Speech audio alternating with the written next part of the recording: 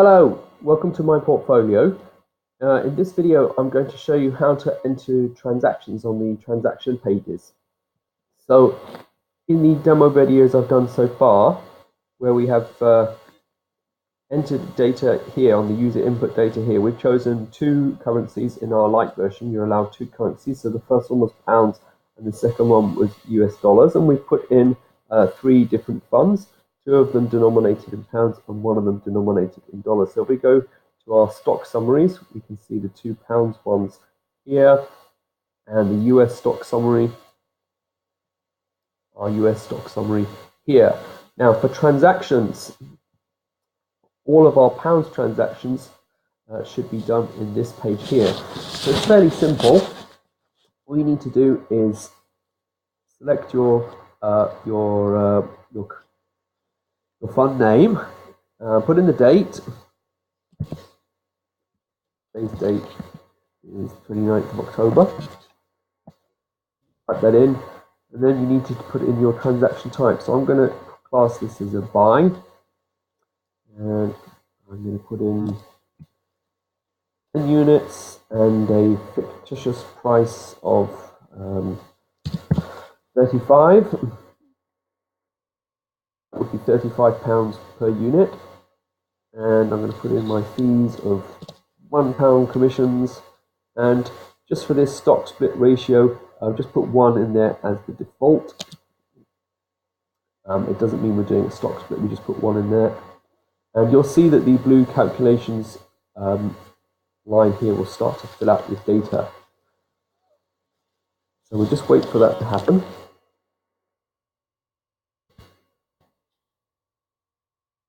Okay.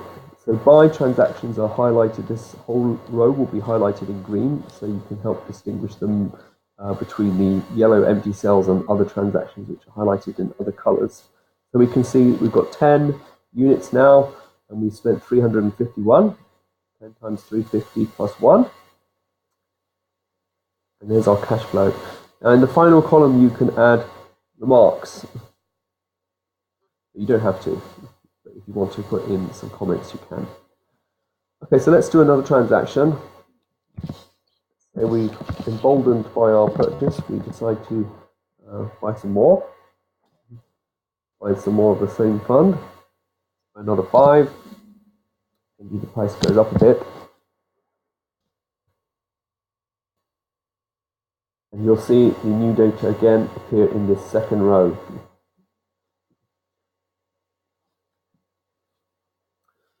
It's a bit slow today, but it will do that. Okay, there we go. The colors come in, and gradually these will start to be filled up. Okay, here we go. So now we have 15 units, and that was our transaction. 5 times 36 plus 1. We've spent 532 in total on this fund, and our cash flow in total there, for this transaction, 181, with cumulative fees of 2 for this fund.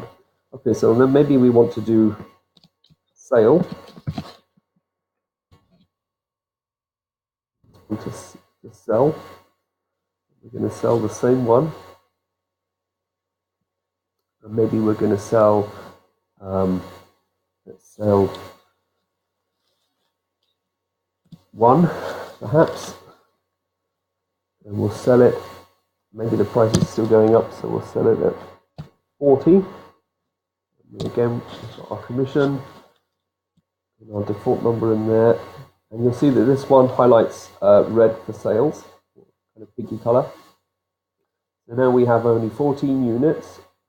That's the transaction value, 1 times 40.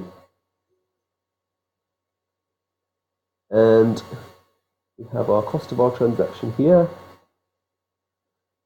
cumulative cost, and now we start to get information about our gains and losses. We read, okay, so it should be updating. There's our transaction yield, our cash flow there was 39, and the gains and losses, and our cumulative fees of 3.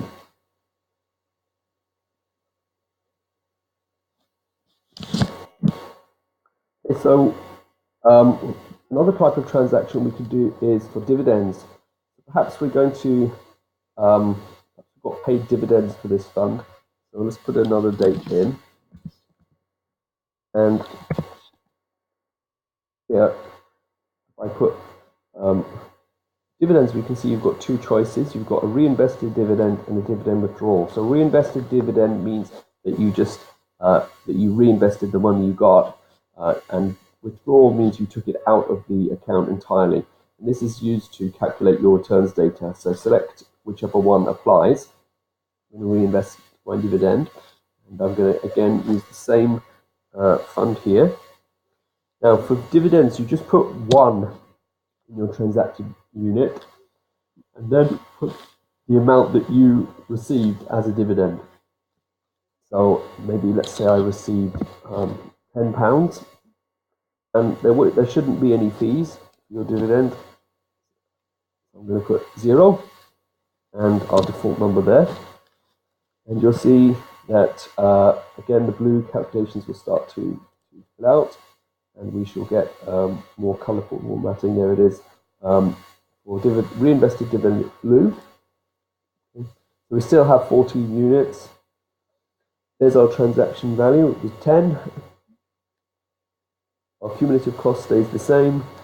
We gained $10, which was a yield of just under 2% on our cash flow, where it was 10 because we reinvested it.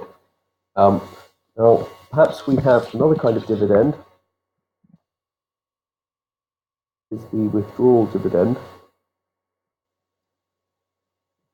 So again, we're going to use the same fund, 1 there. Maybe this time we got paid £5. So we can see how that functions. So we get again a different color, all automatic, and the blue cells will start to calculate how that affects us. So we still have 14 units. That is our transaction was 5. There's our cumulative cost. Here's our gain/loss. It was 5, and a transaction of value of 1.1, and the cash flow there is +5 because we took it out. Cumulative fees are still 3 because we didn't add anything to these two over here. So they're still 3. Okay, so the next type of transaction you can do. Okay, so the next thing I want to show you is how to do a stock split. Again, we're going to use the same date, the input split here, the fund name here.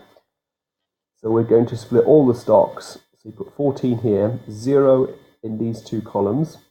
So 14 because that's the cumulative number of units we had. And then the ratio here, so 0.5 of 14 means that the stocks have reduced to 7. And your cumulative cost will stay the same, as you can see.